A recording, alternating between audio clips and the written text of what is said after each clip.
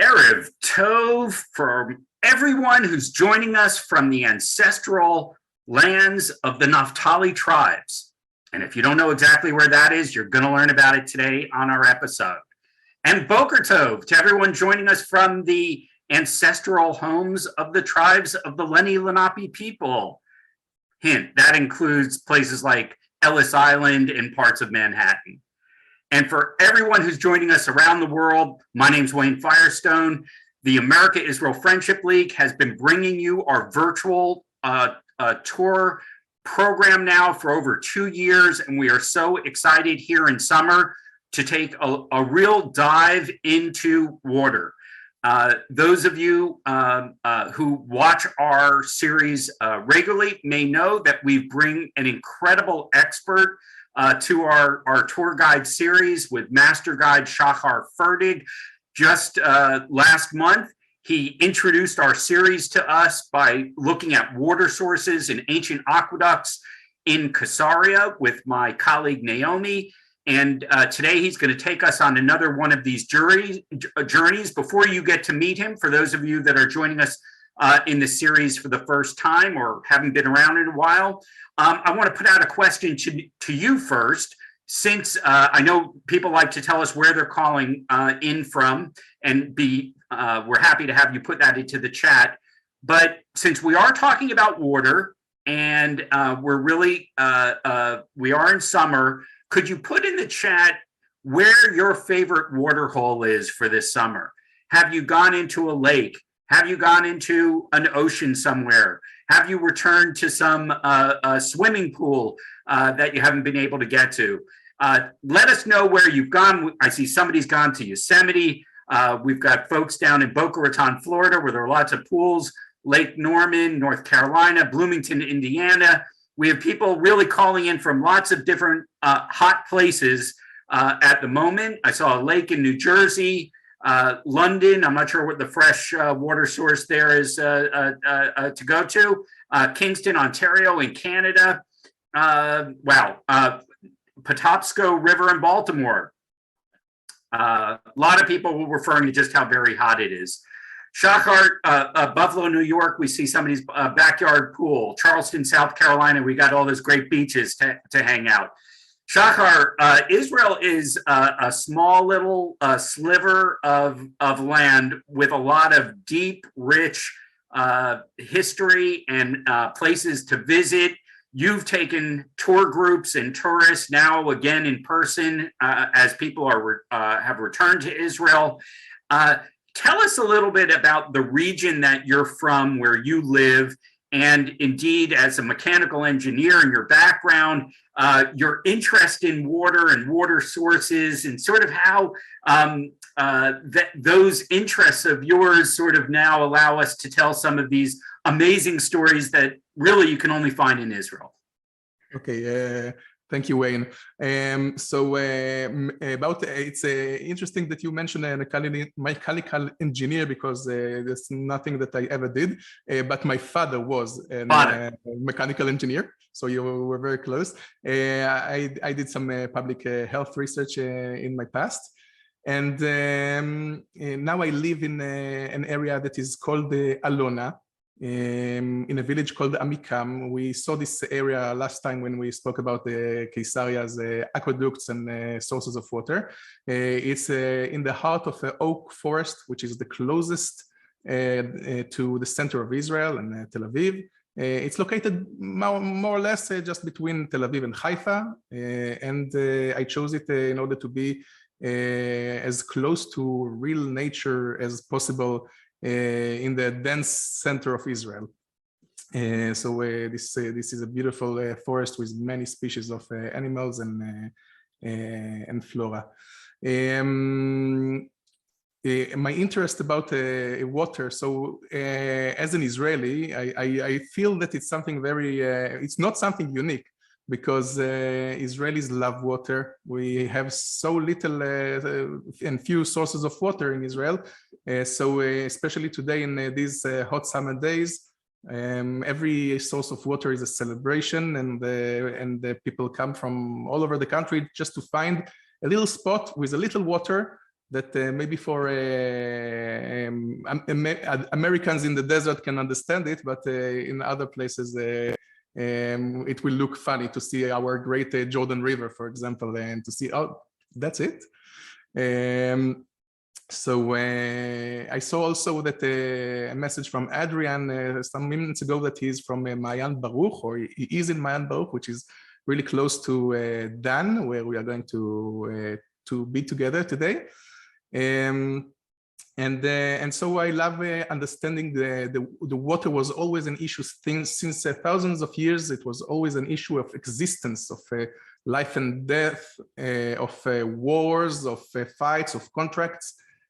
So water is the most important resource in this part of the world. If you have water, you have life. Well, Shachar, we're grateful to get to know you and get to meet and hear about your family. We'll do more of that in future episodes and to learn about the community, the village that you live in. We do have people who are neighbors, people who are haven't been in Israel in a long time and are excited to explore with you. The mighty Jordan, as many people who have visited Israel know, is written about, is loved. It's the sort of headline to this region that we're going to talk about and the water sources that you're going to introduce us to.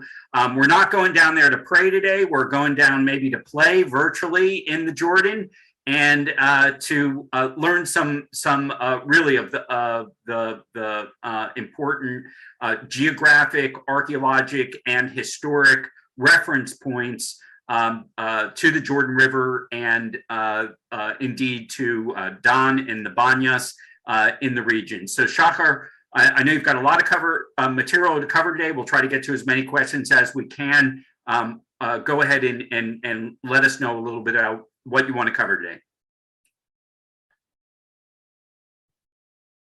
So can we start? Please go ahead and start the slides. Okay, great. I'm sharing my screen. All right. And so we chose to make a little series of 2 chapters. This is the first one that will deal with Dan. Dan is a famous name. It's one of the tribes of the Bible, one of the children of Jacob, which his children are the tribe, of course. It's a name of an ancient city, a modern kibbutz, and this river that you see here in this picture, which is the major tributary of the Jordan River. In the next chapter, we will talk about Banias and Chatzbani, which are the other 2. So the Dan is a special river because today it is a river with no basin. So all the water that you see here are not coming straight from rain. They flow out of a small piece of land, which it's about 100 feet on 120 feet square, that many little springs are coming together to be this massive flow of water. So all the water that comes into this river are coming straight from the aquifer from within Mount Hermon, the slopes of Mount Hermon in the valley of Hachula. That's because it's coming from Mount Hermon, and because it's the water are coming from snow water that were filtered into the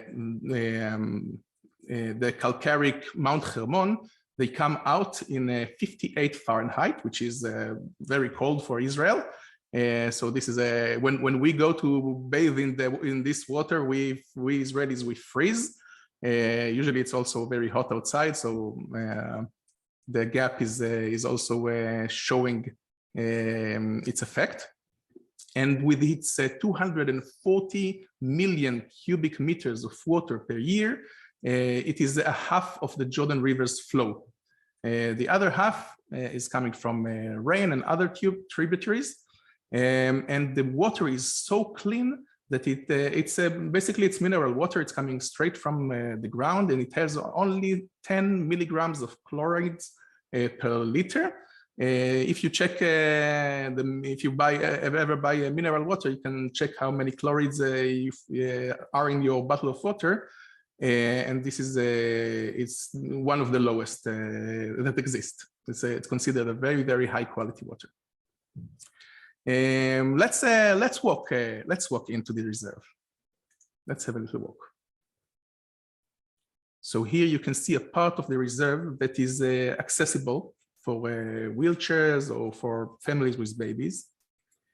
And from here you can see this massive flow of the water, of this pure water with the old trees.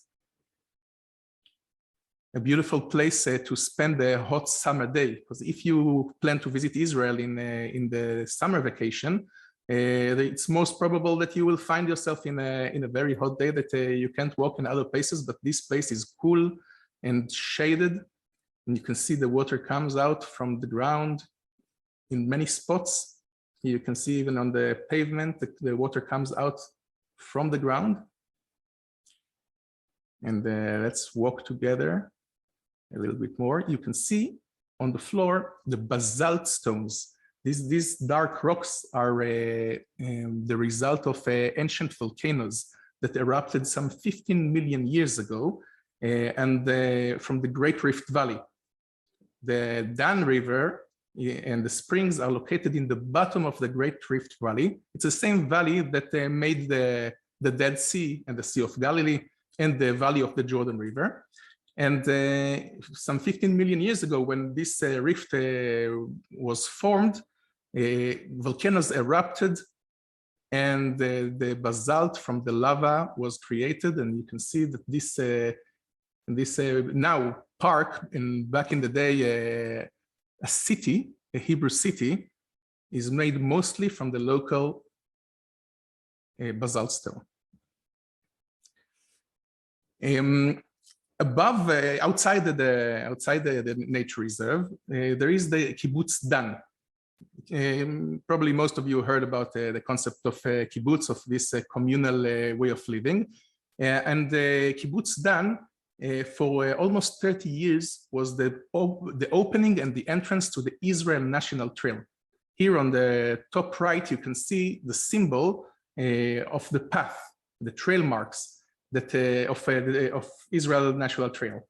The white always points to Mount Hermon when we have snow in the winter. The blue symbolizes the Mediterranean Sea, and the orange is pointing the desert, our yellow orangey desert in the south.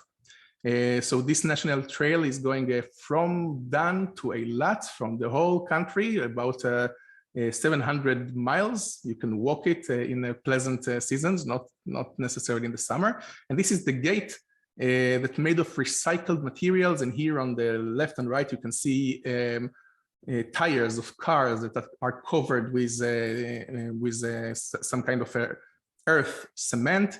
And this is a beautiful entrance to the Israel National Trail. A year ago, it was decided to move this entrance to another spot because the roads around it became so crowded, and they didn't want people to walk there anymore. But this, for 30 years, was the entrance to the Israel National Trail in Kibbutz Dan. We know from biblical days that there was a description of Israel that says that the land of Israel is from Dan to Beersheba, marking the two large cities on the borders, Dan in the northern border and Beersheba in the southern border. But today in Israel, it's very common to say for many years, for decades, to say from Dan to Eilat, because today we mark the land of Israel from the northern edge, Dan to Eilat in the south. And a few words about the establishment of this kibbutz. This is a picture from 1939, and this is a journey of the Usishkin fortresses establishment that established Kibbutz Dan and the neighboring Kibbutz Dafna. between the years 1936 and 1939 in Israel, there was the Great Arab Revolt. And Jewish settlements were not able to be formed because of the Arab resistance to this action. So what the Jewish people created a form of constructing a village or a kibbutz. Almost 40 kibbutz and villages were formed this way, and it was called Choma u'Migdal. Choma u'Migdal, in English, we would call it a tower and a stockade. And here you can see the kibbutz Dan in its first days. In the middle, you can see the tower that is serving for watching around. It's a watchtower. And around it, a stockade that we cannot see it here exactly. This is not the first day of the kibbutz, but quite early. On the background, you can see Mount Hermon. And this is the ground of Kibbutz Dan that if you come to visit this place now, you will never recognize this place because it's all built with trees and roads and really unrecognizable. Pictures from other places can show us a bit about this concept of Choma Migdal. Here you can see on the left, you can see the tower and the stockade, the wall around it. And these structures, and here is another one better of just a tower from a different place. And this method of constructing a new village or a kibbutz was done overnight. The convoys of all the constructing materials drove over in the night. They arrived, and overnight they built very quickly, as fast as possible, all the structures, because there was an Ottoman law that was respected by the British mandate that if a structure have a roof, then even if it's illegal, you're not allowed to destroy it as the ruler. So they built overnight. They made sure that the roof is there by the morning. So if anyone comes, this building cannot be destroyed. So this is the first days of Kibbutz Dan and the neighboring Daphna in May 1939. And today, Kibbutz Dan, that lies that the river of Dan is passing through the Kibbutz Dan and through Kibbutz Daphna. Today it has many fields of agriculture like avocado, citrus, oranges, pomegranates, cotton, peanuts, corn, sunflower, honey, and maybe the ones that I'm most familiar with is the forel of the Dan, which is a rainbow trout. My brother used to live many years in Dan, and now he lives in Daphna.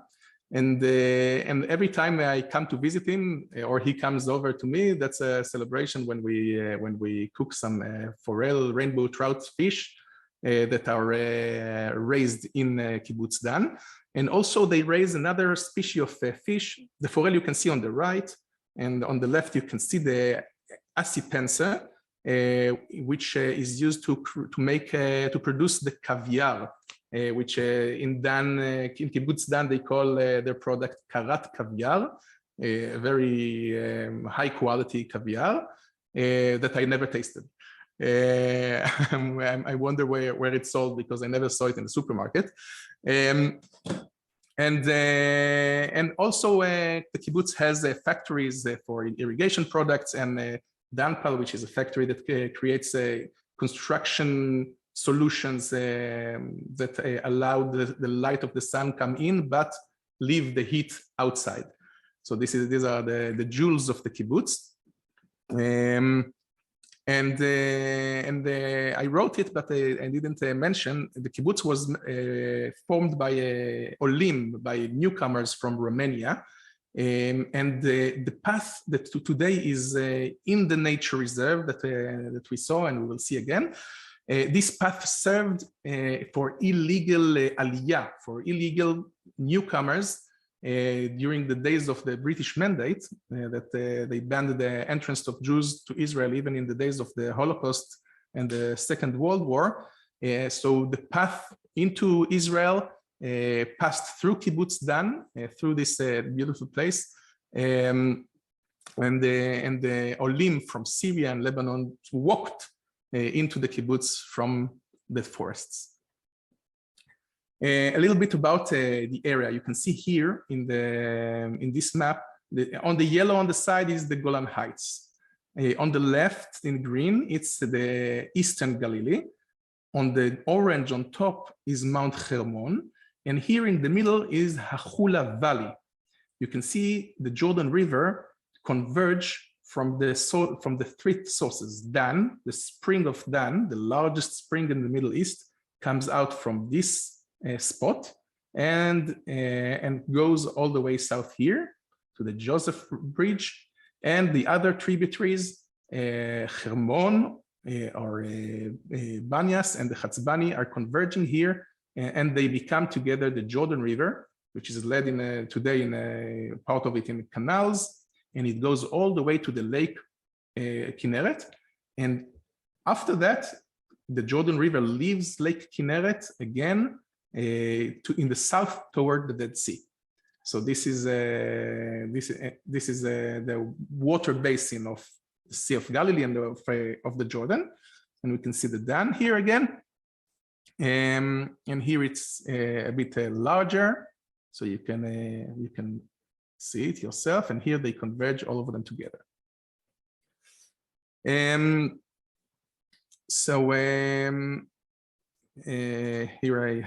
I put here another little piece of river for you, so you can enjoy again the flow of this water as we go on. And one fascinating thing about this river is that it flows from a specific spot. All this water, they converge together, but then later, most of the rivers in the world, they collect the water from many small tributaries. But the Dan is different in that it comes out with this large quantity of water, but then it splits. So it splits to minor rivers, and then it converges again to the Jordan because it flows on the bottom of the valley. You can see around and above the water, you can see the large leaves of the fig tree. You can see grape, the grape of wine that grows naturally and wildly above the water. And it's a beautiful place to walk in the summer and pick the fruits, the figs, and the ripe grapes from the trees. 1953, after the 5 years after the independence of Israel, this photo was taken, and this is a facility that was used to purify the water of the Dan in order to use it for drinking. As I mentioned before, the water is very clean today, and the cleanest in Israel, I think. But back then, the Dan River had a little basin, a very, very small basin, that sometimes in the days of the rain, there were floods that polluted the water. So what they did, they took this little tiny basin and they diverted it to another direction, so it will flow to its neighboring Banias River and not pollute the river itself. Here is another map that shows us the borders of Israel. The red line is the border, and you can see Lebanon is here above. And on the right side, you can see the Golan Heights that was Syrian until 1967. So I put here the border until 1967, so we can understand this region that is called the Finger of Galilee. And you can see that it's a very small piece of land, maybe 10 miles wide. And it's until 1967, it had Lebanon on one side and Syria on the other side. Today, the border with Syria crosses here. So all the areas that are with the words Golan Heights and Syria, are now in the hands of Israel since the 6 Days War. But back then, the Jewish settlements in the valley were under attack from the Syrian area and from the Lebanese area, and it was a tough place to live until 1967. One of the reasons why this protrusion of the map exists, this Finger of Galilee, is taking us back to the end of the First World War, when the British mandate and the French mandate got the mandate to rule the lands of the former collapsed Ottoman Empire that lost the war, and they split the land.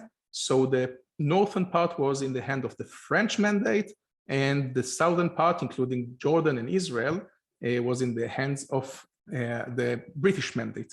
And this finger was formed. Sometimes researchers ask, why did they draw it this way? One assumption is that they wanted to include the water of Dan that are right here in the corner in the British mandate area. And the other one is that Jewish settlements that were already established many years before here in the north, including Kfar Giladi and other places, they wanted to include all the Jewish people that settled here with the other Jews that settled south of there and along the land of Israel. So the settling of Jews since 1900, 1920 shaped this map until today. Originally, these lands were bought by the Jewish National Fund because they were cheap, because there was a big swamp down here called Hachula Lake and the swamps around it. And it was full of malaria mosquitoes and the Anopheles malaria mosquitoes. And therefore, it was the cheapest land to buy. And that's why this piece of land was bought. With the dream to make it a fertile valley, a dream that came true. If we go a bit deeper into the reserve, no, sorry, this is the video that we already saw. Here it is. So here we go deeper into the reserve, and you can see the beautiful ferns, including a fern that is unique to Dan, and the path that goes on the ruins of the ancient city 3,700 years ago. That was the city of Laish. So the stones that are coming out on the sides of the path here are the stones of this ancient city, and soon we will visit the remnants of this city. But before that, to finish our nature part of this visit, you can see this special fern that grows here in Dan. You can see the little seeds that grow on the leaves of the fern. Fern is a very ancient plant in the evolution of plants, and the seeds are growing straight from the leaf. You can see the beautiful flowers of the bay leaf, the laurel that grows in hundreds in the reserve and all around the north of the valley. And you can see the beautiful blossom. This is the same bay leaf that we use for condiments and to make a nice soup in it. And you can see the type of carp, which is endemic also for the Jordan River. And maybe the most fascinating animal that you can find in the Dan Reserve is this common salamandra of Israel. This salamandra is an amphibian that its skin is poisonous. That's why it has this black and yellow colors to deter predators. And indeed, we don't know any predator that eats this beautiful creature. But if you want to see it, you will have to come on a rainy day, and better on a rainy night. Because on rainy nights, on the first rainy nights of the year, they go out of the mud and they begin mating just in the beginning of the wet season. The visit at night in Dan is not possible, but there are other places in Israel that you can take a special tour and go after the rain and watch these creatures in hundreds of them mating in the middle of the night. And of course, we can find the jackals and foxes and the wild boars and other animals. And in ancient days, there were also lions and bears and many other species that got extincted with the development of our world. Shachar, let me get a couple of questions in as we're looking at that imposing salamander and knowing that we should not touch him or her even if we did go on one of these night tours after a rain. We're getting a question from Jerry about how fast the Dan River flows. I know you showed us some footage in there where it looked like it's a raging river, but I'm assuming that that's only in certain very narrow places as well.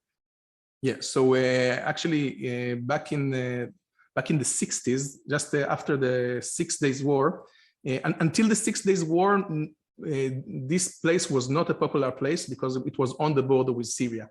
So it was considered a dangerous place. In the nature reserve, when you visit it, you could see also posts of trenches of soldiers of Israeli soldiers that protected this place from the Syrians. So nobody went there. And then after the 60s, during the 60s, they wanted to pump the water of the springs straight from the ground. So the water will not flow out and will flow straight to a pipe. But there was today we call it a green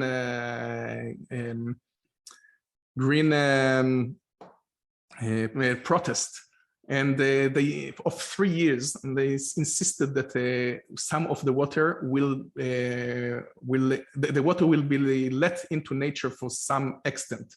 And so after three years, it was decided that the water will flow in the reserve and then later it will be pumped.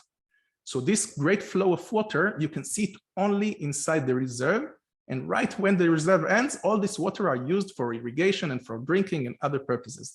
How fast they flow, I don't know a measurement, but I can estimate just from my mind, imagining standing in this place, I would go for maybe 10 meters per second or 5 to 10 meters per second. That's my guess. No, that's a really rich answer as well. And a sense of also the size of the reserve. You know, there's a question that came in, Shachar, around the recognition that if the source of the waters are actually in Syria, what potential has there been for disruption of any of the waters that are actually within the territorial confines of Israel?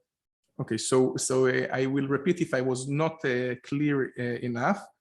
This red line today is not the border today. The border today goes here. Can you see my cursor? Yes. So from here, the border goes south, north to Mount Hermon. So all this piece of land is in the hands of Israel. So all the sources of the Jordan River are in the hands of Israel. One of the casus bellis, the legal cause for war for the 1967 6 Days War, because Israel struck first in that war, if you remember, or if you know the story. Everybody knew that war is coming. Nobody knew who is going to strike first, and Israel struck first. And the reason is that we had enough legal, the legal right to attack, because Israel was constantly attacked by shooting mortar shells and others from the Syrian side. But the second casus belli was that the Syrians were diverting the sources of the water from the Jordan River. So this was another cause for war, and that's how this piece of land became Israel. That's so helpful. We've got lots more questions coming in here, but why don't we move on a bit with the tour, and then we'll circle back after we get through some more of the slides. With pleasure. So okay. So here is a map that shows us what I said earlier about from Dan to Be'er Sheva. This is the biblical perception of Israel, from the northern city of Dan to the southern city of Be'er Sheva, the big cities. And here another settlement that is called Kadesh. And this is the map of the settling of the tribes. Jacob and his sons found themselves in Egypt after Joseph was taken there. They became a nation, and then the Exodus, Moses led the people back to the land of Canaan, of Israel, and every tribe got a piece of land. The tribe of Dan got this place, which is today Tel Aviv, Jaffa, and we call it the Gush Dan, the center of Israel with the biggest cities. But here, the Danites, the people of Dan, had a problem. The Philistines that dwelt here pushed them back, and they didn't have enough land. By the way, it is mentioned that Dan was the second largest tribe back then. It's mentioned in the Bible, the Torah. So what happened? Some of the Danites they sent scouts to find a new place. The Philistines were a tough enemy.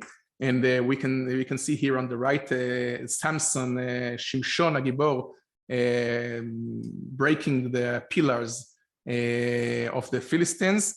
He was also a Danite from this same tribe. So this was an area of conflict back then. And so they sent scouts to the north of Israel, and over there they found a place on great source of water, which is of course the Dan River. And with a town, a village of peaceful people that had no experience of war, and they said it's going to be easy. Let's go and take this land. This city was called Laish, and Laish, as I mentioned, there were lions in this area once upon a time, and so Laish in Hebrew and in Aramaic is a word for lion. You may know the word Aryeh, and Laish is a word that is less known. That was the name of the city. And here in Judges 18, Shoftim, Sefer Shoftim, we read about the capture. And they came to Laish, to a people tranquil and secure, and they struck them with the edge of the sword. And the city they burnt with fire. And they called the name of the city Dan, after the name of Dan, their father, who was born to Israel. But actually, Laish was the name of the city at first. And I love it how the Bible is putting everything on the table, is not trying to make it look nicer. It was an easy target. They needed a place. They found a place. They took it. But still, they give the credit for the former name Laish. And this is how this place is getting the name Dan, as the tribe, the Danites arrived there and named it after the father of the tribe. In the excavations back in 1980, this area was discovered. And this is a fantastic discovery, because until this gate of ancient Laish, a Canaanite gate, from 1750, before Common Era, before Christ, so it's almost on the verge of 4,000 years ago. This gate was made of mud bricks that were dried in the sun. But what is, and you can see the stairs that are original in situ, stairs that led to enter the city. Now, what is so amazing about this site in archaeological perspective is that until the finding of this gate, it was believed that the Roman Empire, were the ones that invented the arch. So until the Romans, nobody used arches for constructions that hold themselves physically. And in 1980, when this gate was revealed in the excavation, they find a beautiful mud arch, but not only one, there are 3 of them. So if you went through this little door that was left by the archaeologist, you would find 3 beautiful arches. The height is 7 meters, which is about 21 feet. Imagine yourself the size of this wall, the gate to the city, and the wall that surrounded the whole city. And here, around the little door, you can see mud that was filled later. And there is a question, thanks to this mud that was filled in ancient days, this gate did not collapse, because if it was left open, in the end, the rain water would wash it and destroy it. But from some reason, the ancients blocked and clogged this gate with mud and buried it. There is an assumption that it began to collapse, and so it was a dangerous place. And so they said, okay, let's not use it anymore. Let's block it. And today we say, if they didn't block it, we would never see it, and we would never know that arches like the one that we see here were created so many years ago, almost 4,000 years ago. This place, after the excavation, it suffered from many difficulties, because different birds began digging in the mud bricks that were not even burnt. They were all dried in the sun some 3,700 years ago. And they made nests in the, you can see some little holes here. They made nests in it. Bees that lives in the ground started to dig in it, and plants caught on it.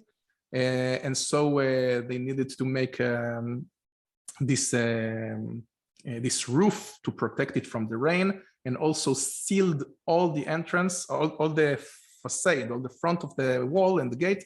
They sealed it with materials that will not allow these animals to come in. So when you come today, you can go and see this beautiful gate, and imagine yourself the city of Laish with a wall of mud bricks almost 4,000 years ago.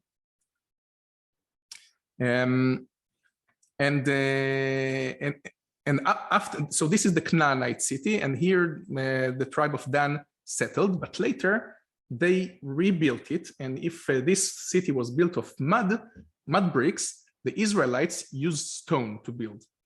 And one story that happens in this city of Dan is the story of King Jeroboam. I'll say it in the Hebrew version, Yerovam. In these days, the kingdom of Israel already was split between Israel and Judea, and they were rivals. And Jeroboam was the king of Israel, and he said to himself, there is a temple for God in Jerusalem, and everyone is required to go to the temple in Jerusalem in the holidays and to give sacrifice and to give the money. And so if these people, and I'm reading from Kings 12, if these people go up to offer sacrifices at the temple of the Lord in Jerusalem, they will kill me, Yerovam, and return to King Rehavam, which is his opponent in Judea. After seeking advice, the king made 2 golden calves. He said to the people, it is too much for you to go up to Jerusalem. Here are your gods, Israel, who brought you up out of Egypt. One he set up in Bethel, next to Jerusalem, and the other in Dan. And this thing became a sin. The people came to worship the one in Bethel and went as far as Dan to worship the other. So this is a fascinating and complicated story. The words that Yerovam is using, or according to the Bible, to this book they were using, he says, here are your gods, Israel, who brought you up out of Egypt. It's the same words that Aaron used when he introduced the golden calf in the desert when Moses was on the mountain. So Yerovam is repeating the same thing that Aaron did. And there is a big question in the Jewish world, was it a sin? What kind of sin it was? Is it avodah zarah? Is it worshiping idols? And so this is a calf, a metal calf that was found in Samaria, just to show that these calves were a common practice. And in Judea, in Jerusalem, above the Holy Ark, the covenant, there were two statues of cherubites. The cherubites are some kind of angels with maybe a human face or a bull face. Nobody knows, but we know that we assume that they had wings. So in Judea, in Jerusalem, there were statues over the Holy Ark. So, and some researchers say, and also rabbis, they say, when they made the calves, they did not mean that the calves will be God. The calves are the place underneath God. So if the cherubites in the temple in Jerusalem they are not the gods, but the spirit of God lies above them. And so Yerovam is making such in his place and say, let's make sure that politically I don't lose my reign, because people have to go to the other temple so they connect with the king of Judea. In the Jerusalem Talmud, there is a story that says that in the day that King Solomon married Shva, the queen of Egypt, in this day Michael, the angel, he came to earth, and with a cane he pulled out a forest from the ground. When Yerovam made the calves, Romus and Romulus, the founders of Rome, built two little huts in Rome. And when Prophet Elijah died, a king was crowned in Rome. So this is a story from the Talmud that tells about how the Talmud sees these sins of creating these calves.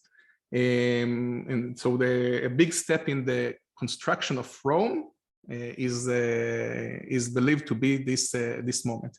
But others say, researchers say, that the Judean writers that took the stories and canonized the Bible, maybe they portrayed it as a sin more than it was sin in the eyes of Yerovam and the other Israelites that worshipped the God that is hovering above the cows.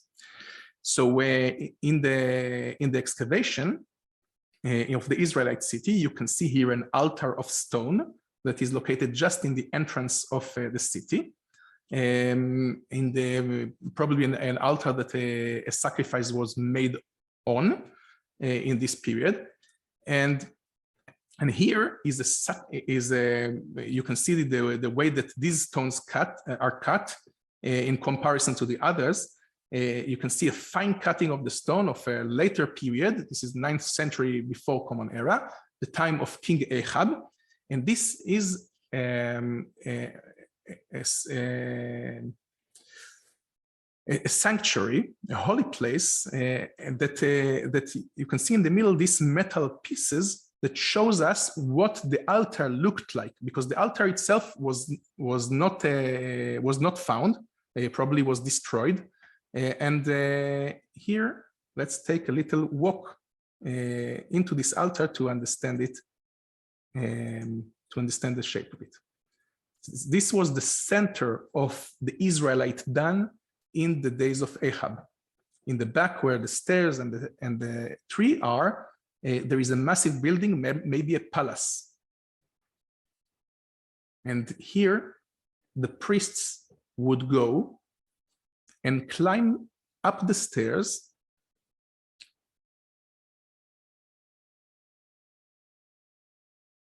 step by step so they can reach the top of the altar where an animal would be bound to sacrifice.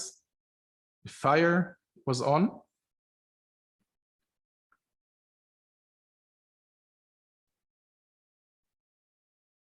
And here we go a bit further and around the wall. You can see the way that the wall is formed. The outside the stones are cut very well, but on the inside less. And here is a view from above. You can see the tree, the ancient tree, an oak tree. That is always in holy sites in Israel, in the Middle East. Many times we can find the ancient trees that survived the many years. So this is the very heart of the Israelite city. And we go around and to see the rooms of the city, of the priests.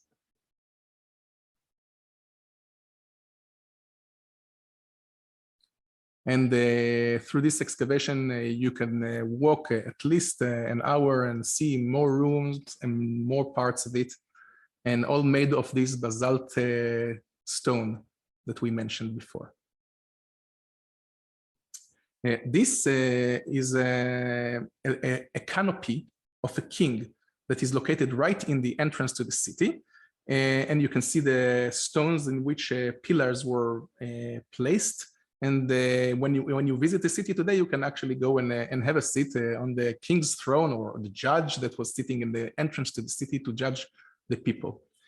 We are coming to the end of this tour, and here is the same entrance to the Israelite city. You can see the stone pavement, which is original. And this pavement has a story. I didn't find this story written anywhere, but I heard it from a teacher in my tour guides course. And the story tells that Professor Avraham Biran, that excavated this place in 1993, he ordered the workers not to turn the stones, or not to touch the stones of the pavement, but leave them as they are. One of the workers there, Gila Cook, she saw a stone that was probably didn't look very like the other stones, and she lifted it from the pavement, and she discovered one of the most amazing findings in the archaeology of Israel. And what it is, it's this right piece of the stone, this the larger part of it, that is called the Bet David stele, or the Dan stele. And why is it so important? Because here in ancient Hebrew letters, in Phoenician letters, in Aramaic language, you can see the letters clearly, but here 6 letters that are not found anywhere else outside the Bible. And these letters read from right to left, like you read Hebrew, and it reads Beit David. Or here I made it a bit larger here, Beit David. What is so important of it? That this is the only place outside the Bible that we ever saw anyone recognizing the existence of the house of David. Giving us a support to the existence of this dynasty, if we need a support for it. And here are the letters that are more clear this way. And basically, this is this piece of stone is telling about it's referred to a king that had wars with Israel, and here he describes the kings of Israel that he killed, and he says he went to his my father lay down, he went to his ancestors, became sick and died, and the king of Israel entered previously in my father's land, and Hadad made me king, and Hadad went in front of me, and I departed from the 7 of my kingdom, and I slew 70 kings who harnessed thousands of chariots and thousands of horsemen. I killed Jehoram, son of Ahab, king of Israel, and I killed Ahaziah, son of Jehoram, king of the house of David, and I set their towns into ruins and turned their land into desolation, and so on. Now, so this is a tale that tells about a king, Aramaic king that has fought the Israelites and killed them just after the days of Ehud. The two pieces on the left were found a year later in the excavation of Professor Avraham Biran. And today you can see it in the Israel Museum in Jerusalem, celebrated there. To say goodbye to the reserve, let's enjoy the children's pools. This is a place where the children can come and bathe in this pure water of the Dan. In the hot summer days, this place will be completely full of children splashing each other, and the adults are also invited if they want. When you probably have another questions for me. I have more than one, Shachar, and I know that you have promised us an opportunity to explore this region not only today, but also in a second part. So I don't want people to fear. You just got a taste today, maybe not of the caviar, a little bit, and you're not going to taste that salamander. You probably won't see them either anywhere other than on a virtual tour like this, unless you're a real diehard. One clarifying question that we got from Chezi: how sure are we that it was during the time of the Jeroboam that the Dan were in the north near the river and not still in the center? Is there any archaeological clues or accounts that would allow us to draw that conclusion? So I don't have here the exact words, but it is mentioned that they go north to this land where the Phoenician lived, the people of Tyre, and the script, the Bible tells us that these people were under the, I don't know if it's the right word, but under the reign of the king of Tyre.